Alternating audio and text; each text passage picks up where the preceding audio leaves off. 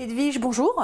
Bonjour Julie. Vous êtes fondatrice de Préparer une école d'art, donc vous proposez des stages, des classes prépa destinées aux élèves, alors assez originalement, dès la première et la terminale, donc aux élèves de lycée.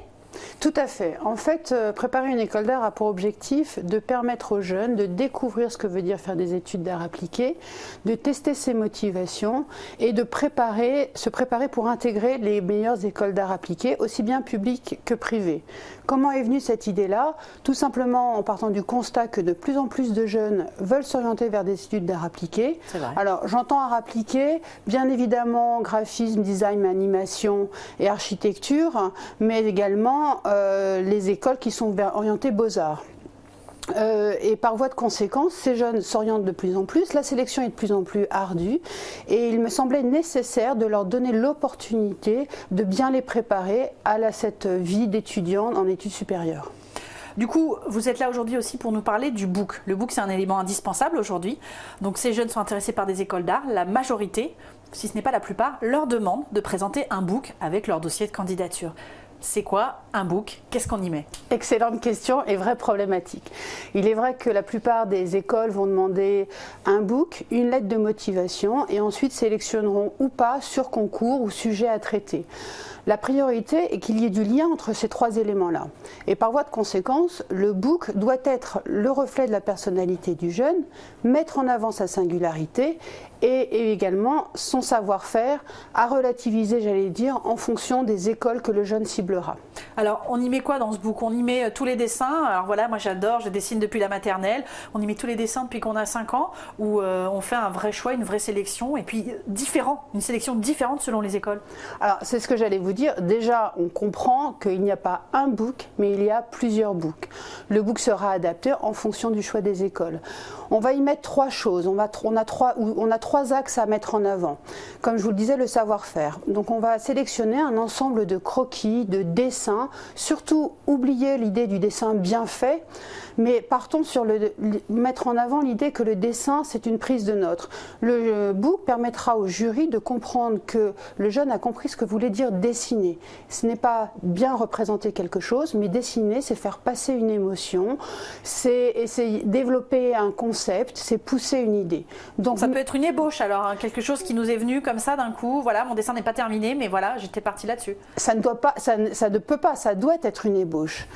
Un dessin, les copies, les mangas, les dessins extrêmement bien faits n'ont pas d'intérêt. Ce qui intéresse le jury, c'est de comprendre le cheminement du jeune. Et il faut mieux mettre une série d'ébauches pour arriver au projet final, plutôt que seulement le projet final. Le jury ne va pas noter et ne va pas évaluer le jeune par le résultat. Il veut comprendre comment il en est arrivé là. Le jeune, du coup, est censé, par le biais de ce book, raconter une histoire, son approche de l'art et de la création? Alors, l'objectif du book est de mettre en avant, je le disais tout à l'heure, cette capacité à mettre sa créativité au service d'une demande, au service d'un projet. Et par voie de conséquence, d'une part, nous aurons les dessins, mais nous aurons également des projets qui mettront en avant la capacité à développer sa créativité. Donc, surtout, ne vous cantonnez pas simplement de dessin et de peinture, mais ayez de l'audace, osez mettre des collages, des photos, des maquettes, improvisez mais cherchez, soyez créatif et montrez votre capacité de créativité autour d'une idée précise. Mais je pense que ça fait peur aux jeunes, hein, qui parfois en effet certains, voilà, ça fuse dans leur esprit et ils ont peur de montrer un petit peu que ça reste encore brouillon, mais qu'en effet ils sont sur plein de choses à la fois et que ça fuse et on se dit mais est-ce que je mets ça dans mon book, est-ce que je présente ça, est-ce que je vais pas passer pour un fou ou pour je sais pas, c'est... Alors, la tâche la plus importante est de faire comprendre aux jeunes que le jeune ne sera pas évalué sur la connaissance, mais il sera évalué sur sa singularité. Et à partir du moment où il a compris qu'il n'est pas jugé sur la connaissance, il va oser mettre le maximum de projets et comprendre qu'il faut que ce book mette en avant ce qu'il est et l'artiste qu'il sera ou le créateur qu'il sera à l'issue des études. Donc on n'a pas peur de montrer, peut-être parfois, je sais pas, il y a des gens qui sont attirés vers des choses un peu tristes, un peu glauques, voilà, il faut vraiment pas avoir peur de montrer qui on est et de vraiment, du coup, s'étaler un petit peu dans son book. Oui et non. Montrer qui l'on est, oui, mais quand même bien faire comprendre qu'on ne crée pas pour soi.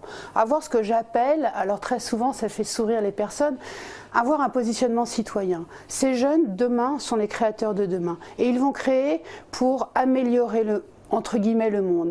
Ils ont cette ambition-là. C'est pas simplement créer pour eux, mais c'est pour répondre à un besoin, un objectif. Par voie de conséquence, il va être important qu'ils montrent cette capacité à avoir un positionnement citoyen.